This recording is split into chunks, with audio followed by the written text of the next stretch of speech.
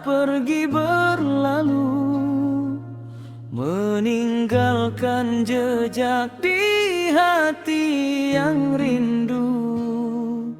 Namun Syawal datang membawa cahaya, fitrah kembali suci nan jernih bagaikan kaca.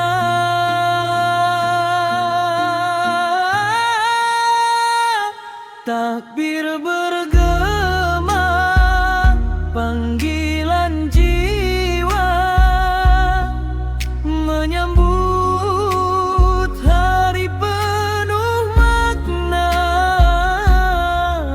Bukan hanya raya, sandang dan pangan, tapi kemenangan jiwa yang lawan syahwat dan setan.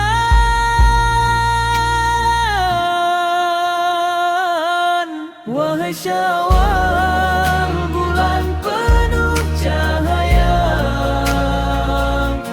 kesempatan kedua dalam nuansa.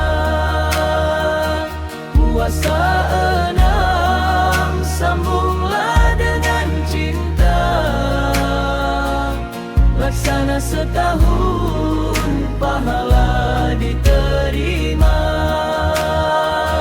Sapalah hari raya yang penuh bahagia, hati masih rindu pada saat berduka, rindu pada sujud di malam sepi, rindu pada puasa yang menyucikan hati.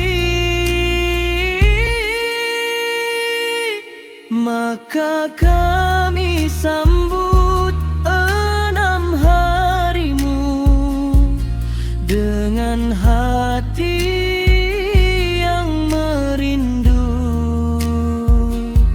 seperti setahun pahalanya terbentang. Itulah janjimu, wahai Zat yang penyayang.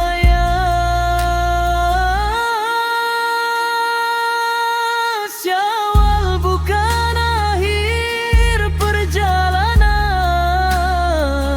tapi awal dari kebiasaan